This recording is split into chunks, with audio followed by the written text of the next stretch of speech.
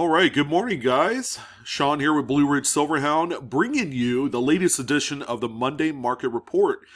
This time for the week ending April 24th, 2022. It's looking very likely that this is our last one for the month of April as we head on to the month of May and into the summer months. The report that you see here before you is a great barometer check of the overall market. Now, we do focus on post-1900 modern coins, but when it really comes down to it, the overall health of the market is predicated on modern coins. If moderns are doing really well, you could pretty much make the assumption that the rest of the market is doing extraordinarily well. The older coins from the 1900s and earlier, those are pretty much a foregone conclusion that they are widely collected, especially in some of the highest, what we call investor grade type of material. But when we get into the, more modern fare, there is a little bit different audience. We have these registry set folks from PCGS and NGC that collect the finest specimens. So as long as a number of people are willing to battle it out, duke it out, so to speak, to obtain some of the finest coins, and at a very healthy price level, then that speaks like really good news for just the general health of the market. So like you had heard, these are all graded coins, post 1900 modern, either PCGS, NGC graded coins.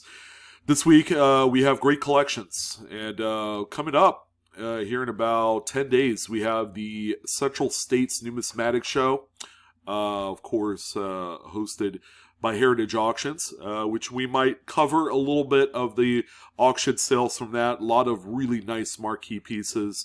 It'll be great to see where some of those land at is as far as value.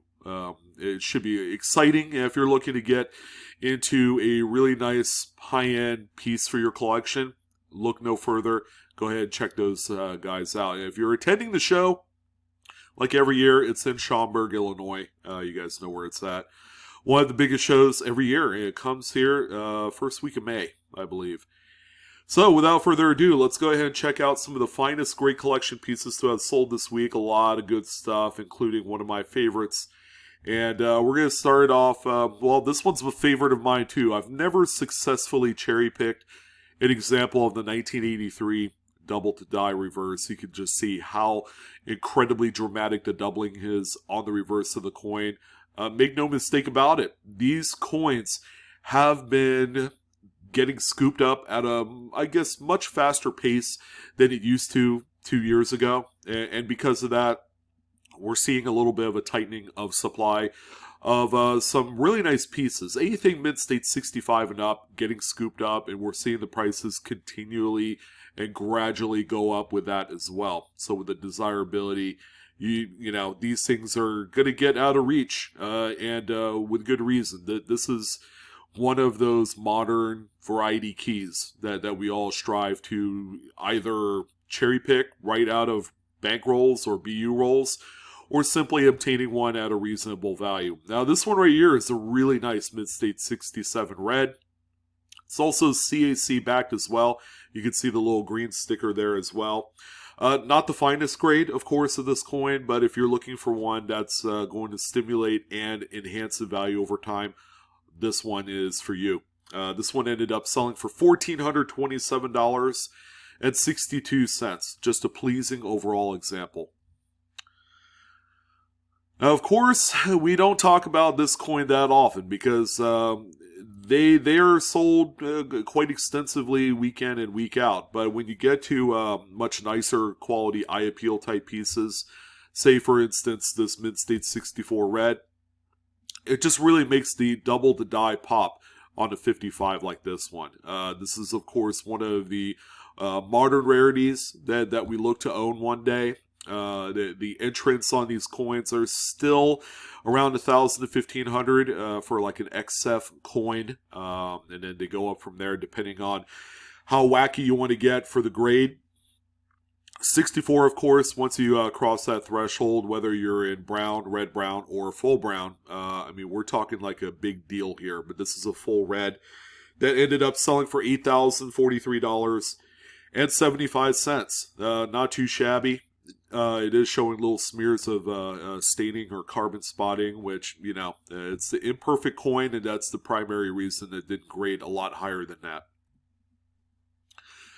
Now, the next coin that we have here is an obvious registry set play. There's really no other reason why you would entertain buying a coin of this caliber for any amount of money over $1,000. I mean, this is the type of coin that you want to look for yourself and then get it graded. Easier said than done. These things don't exist exactly, out there for the taking really easily. 54D, it is a Denver. All right, so the one redeeming thing about this is Denver minted coins of the 50s are generally very well struck. As you can see in this particular example, it looks good. I mean, lots of red. Everything shows up really nice and strong. This one is a Mid-State 67 Plus full red example. It was also part of the Jack Lee collection as well. It's also backed by CAC. This one ended up hammering at $4,387.50. Again, the registry set game is strong right now, not for the faint of heart, especially if you're looking to obtain, some of the top maybe 1% of all of the finest grades of each respective date. Good luck with that. People have tried and people have cried. Yeah, I've never personally attempted it, but yeah, it's certainly sport royalty when you get into the registry sets. And it's always a matter of like 3 or 4 set owners duking it out at the end. And that's why a lot of these coins end up selling for what they do. Now, last MMR, we ended up looking at a 43 Steely. We got another one here, this time in San Francisco. However, the big X factor, compared to that previous example from last week, is that this one is backed by CAC. Okay, this is going to be a huge difference maker for that final price. This one right here, Mid-State 68, seems to be kind of like one of those sweet spot grades for investability. It's always a popular one-year, type coin because of its unique composition. The U.S. did ration out some of the copper and nickel reserves back in the day for the war efforts. So, they had to do some pretty nifty on-the-fly, things to change it up a little bit. In the nickels, they had silver. In the pennies for 43, they ended up with a zinc-coated steel composition here. For this particular example with the CAC Green Bean, this one sold for $3,881.25. There was also another 43S of the same grade, but without the CAC sticker, that sold for about $1,000 less. So that's a pretty considerable difference without the CAC Green Bean. It's almost kind of a worthwhile endeavor to send this off to the certification company, that CAC, to see if they'll kind of, put their stamp of approval. It doesn't always happen, but when it does, it could, equate to a pretty nice windfall if you're looking to sell one of these. Now, here's a really, really tough date. Now, I had the tough task of just kind of choosing between this 23S or the 25, I believe, S that also sold for relatively comparable numbers. But we went with the 23S, just a really tough date. One that I don't talk about too much on the MMR, and so I'm glad I'm really able to put this one on here. Now, quality-wise, we do know that during the 20s, it wasn't too good. So you had coins that look like this compared to some of the other coins that we had just look like. It's like night and day, folks. This one is a Mid-State 64 red. Just an incredibly tough grade to find in even a raw coin of any 1920s coin. Maybe save for a few Philadelphias. But this one right here will probably end up in a high-profile registry set. This one sold for $7,931.25. Again, it's a full red example. It doesn't look like that, but the graders have just a little smidge of leeway on some of these much tougher dated Lincolns. And then finally, if you're looking for the best of the best, look no further. This is a 1910 Lincoln Wheat And as a mint state 67 plus full red, I mean, you can't get any better than that for this earlier type piece. I believe it's the finest grade, if I'm not mistaken. I don't think there's a 68 out there of this one. It's a CAC's backed coin as well, which just kind of compounds on the wow factor and the rarity and all that stuff of this particular grade. This one sold for $11,812.50. Now it's on to nickels. We have one right here that, again, what's it doing here? It's a 1972D, right?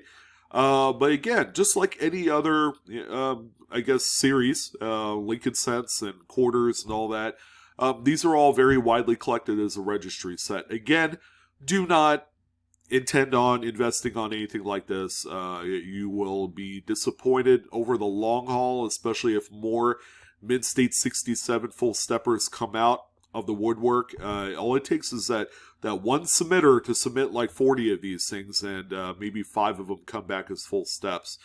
You just never know. Again, these are extremely risky, very volatile.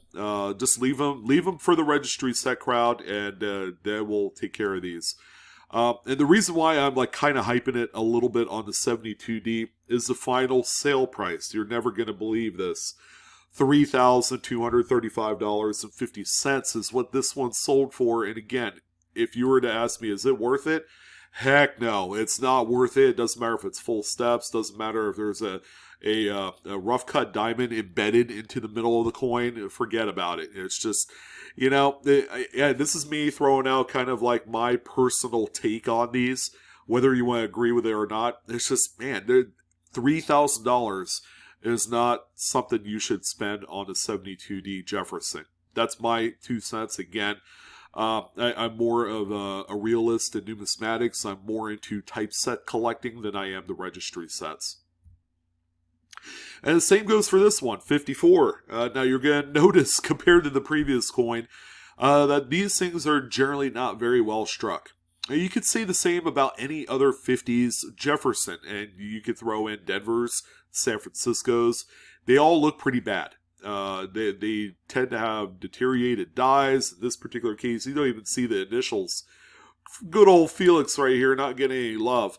But yeah, this one here is a 66 plus full stepper, just one of the really marquee tough dates to obtain full steps among any other Jefferson nickel coin. This one sold for $3,010.50. Now here's a silver wartime Jefferson. I do like these quite a bit. Again, this is a really small, short set of a very unique composition to coins. This one right here is a 45P. You can see the large giant mint mark on the reverse there above the dome. This one here is a PCGS Mint State 67 Plus. Full steps. It does look like that. Just a really gorgeous looking coin if you're looking for I guess one to really pad the points on your registry set. This would be a great example. This one sold for $5,118.75. And yeah, the coins seem to be quite expensive this week. And it doesn't stop there. Let's continue on with a 42. Now, this, ladies and gentlemen, is probably one of the rarest, if not the most just craziest varieties that you will come across. Now, this is an RPM, but not just any RPM. This is the D over horizontal D Jefferson. This is the one you need to look for. Now, finding a 42D as it sits is not easy. Okay, this is like top 5 or 6 most scarcest dates to find with the mint mark, of course, in change or in rolls or in anything. All right, it's just a really tough date. It's not a silver wartime nickel. Don't let the date fool you. It doesn't have the big giant mint mark above the dome of Monticello, Lello. You get the big idea. But yeah, this is the variety, the king of kings of Jefferson nickel varieties is this one that you see here on screen. Definitely should be looked for. They are worth a lot of money in just about every grade. This one sold for $7,764.75. It's not the finest I've seen. I've seen this particular coin eclipse the 10K mark, and I have a feeling that they will continue to go up as more people are not finding these. That's how difficult they are. We do have a couple buffaloes, and of course they're going to be from kind of like the golden era of buffaloes. The 1920s, guys, is incredibly insane right now. We have a 25D PCGS Mid-State 65 plus CAC certified. What else more can you say? This is a toughie right here. If you're able to find one of these raw, ungraded, congratulations. Enjoy the huge wad of cash that this one ended up selling for. $7,881.75. The Buffalo market game is strong, guys. That definitely dip your toe in it. If you got some that you want to sell, and you know, a lot of these 20s D and S Buffaloes sell for a decent amount of money, even if they're not in this kind of condition. Now, this one will surely knock your socks off. Yeah, it's a 20D. It's not as rare as the 25D that we saw before it, but hey, it's a Mid-State 66, one of the finest that you will ever find out there of this coin. It's so nice, very well struck, as you would expect. Lots of luster compared to the previous coin. Luster really was non-existent in the mid-20s, but this one, yeah, I would say is a step above the rest. This one, yeah, get this, $45,000 is what this one hammered at, and you know, just think of what you could do with that amount of money. Just don't forget to set aside capital gains tax. Yeah, make sure you take care of that. This is a really pricey coin right here, and again, Buffalo nickel collecting right now is at an all-time high. It's a wildly popular design and collectible. So, you know, if you're looking to get into a sure thing these days, Buffalo nickels, baby, that's where it's at. We have a few dimes. How about 61D? This one probably more known for its really nice, you know, if not restrained toning pattern on there. It's not one that's going to knock your socks off, obviously, but hey, just a really nice high grade, probably registry set material here. It's a 67 plus full bands, as you can see, PCGS graded. You know, there's Roosevelt dime, still very, very underrated in the collectible space, and this one right here is full-on proof of that. This one ended up selling for $1,181.25. Not too bad considering it's a rather common 1960s, I guess, decade of coin here. Always nice with that kind of toning. Now here's a 20D, another really ginormous 20D, this time in a Mercury dime form. This one is a 64 full bands, full splits.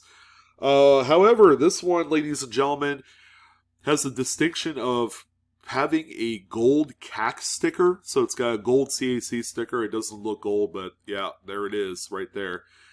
And you better believe anything with a gold sticker that's this old and this nice is going to exponentially enhance the value by a furlong. And that's long, guys. That's a long, long way. This one sold for $9,031.50. Again, at a 64 full split bands gold CAC sticker. Jesus, yeah, that's awesome. I like that. And the final dime is just a really nice one here. I mean, it's a relatively common date 1910 Barber dime. These, of course, are out there. If you're looking for a much lesser grade, maybe a 63 or 64 and on the Mid-State scale, they are available for under $100. That's how common they are. But how about 67 plus with the CAC green sticker? I mean, wow. I mean, this thing is amazing. It's got a lot of the original kind of skin that you want to see on a coin of this age. This one sold for $5,400. I love this coin.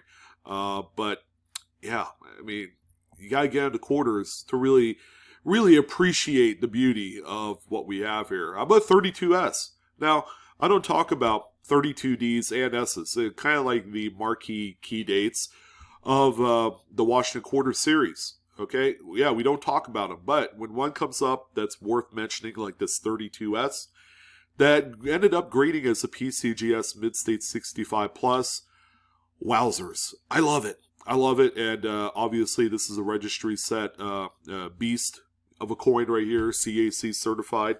Happy to say that this one ended up hammering for $6,468.75. Standing libs. Yeah, gotta love them. Now, there's a few of them that I could have talked about this week, but I chose this one because it is kind of a like a series important coin. I'm not gonna go and stretch out the word key. That's a term that's overused quite a lot. But this one right here is a scarce. It's a scarcity coin right here.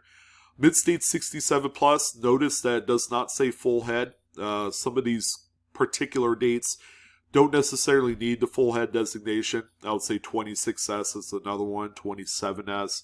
They're all quite scarce. This one is a CAC certified example as well. That ended up selling for $4,837.50. And then finally, we're going to end it off on some Bicentennial love. Yes, you heard that right. One of the most important coins of the modern era, because these predate a lot of, some of the programs, the modern programs that we see, the statehood quarters, kind of like a modern commemorative of sorts, the America the Beautiful, and then now the American Women's series of quarters, and then we have a few others also in the mix as circulation type of commemorative type coins, nickels, pennies, that sort of thing. But the original OG has got to be the bicentennial coinage of the quarter, the half dollar, and the Eisenhower dollar. All three very well collected. The registry set appeal for these coins can't be at its highest that it is today.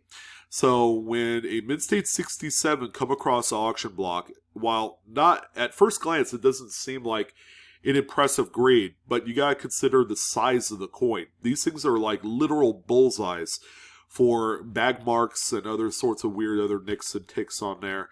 That finding one as clean as this can be quite tough. Now, it's housed in a retro PCGS 30th anniversary OG holder, which is really cool.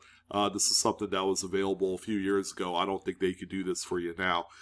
But just an amazing coin that's sold for $3,216.38. Yeah, just make sure you keep an eye out for these. Circulated examples aren't worth a ton, but when you're able to come across a really nice high-grade specimen, I have a feeling that a lot of people have been cracking out those 76 mint sets and getting these things graded. And that's where a lot of the, appeal is with these coins is going through some of the more immaculate, areas of targeting these coins. But this is a beautiful one. I like this. It's a very smooth example. Glad to see it here atop the list for this week's MMR. But that's going to go ahead and do it. I missed you guys this weekend. I just needed a little bit of an OG break. But thank you for coming back and, sharing some love. I'm your host, Sean, with Blue Ridge Silverhound. Don't forget to like, share, and subscribe if you haven't done so already. I've been around the game for 12 years, so if you haven't subscribed, that'd be unusual. But that's okay. There's no better time than now. Well, hope you guys enjoyed this one. Would love to hear your thoughts. Did you have a favorite? I would say my favorite has to be... tough one. Maybe that 1910 Lincoln. You just don't see him as beautiful as that. It looks like it was struck yesterday. But that's it, guys. Coinaholics, my friends. Love ya. We are discovering together each and every single day, and rest assured, we will be back for another video. I'll see you then.